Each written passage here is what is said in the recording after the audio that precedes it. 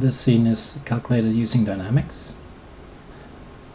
HardFX dynamics actually, so not that great, but you could apply the same idea using bullet dynamics. So it's just this collision object really moving that sphere around. So if I go like this now, go here, move it like that, go here, move it out, move it to that side.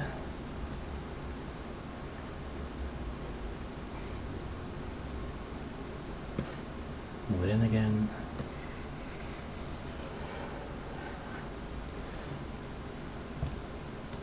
And then calculate. So this is collision object, and of course this ground object is a collision object. And I can select it.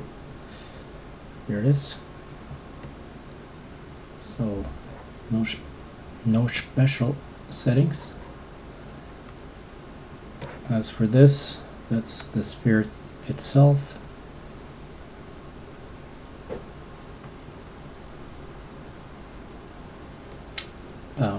Yeah, this one is set to 100. I guess we could set that to 200 to calculate it slightly faster. Be careful upping that too much.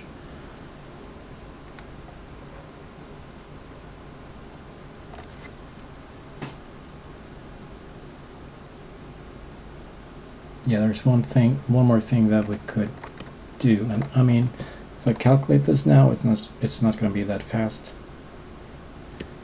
And part of it is due to my video recorder, but let's see here. Yeah, also this is set to 24 frames. I was so sure.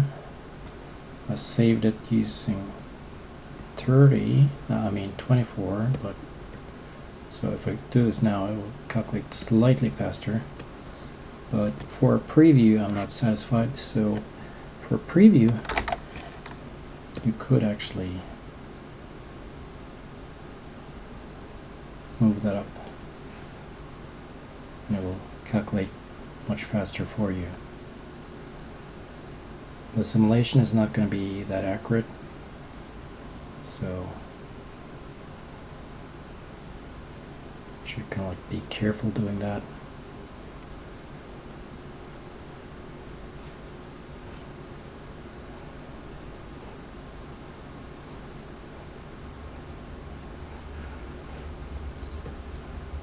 But then again, if it's alright, then you could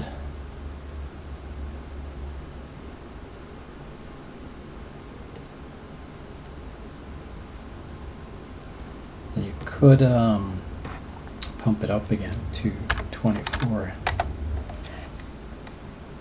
However, you'll see that it will not follow, so you will have to bake the animation first.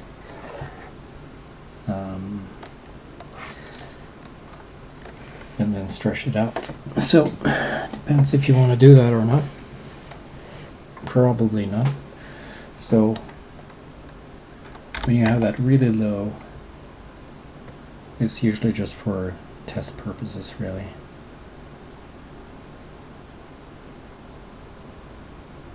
And that is a rough test because it's not going to be accurate. So as a final test, you should put that to 24. This is just a bad hack, really, in order to roughly see what it could look like.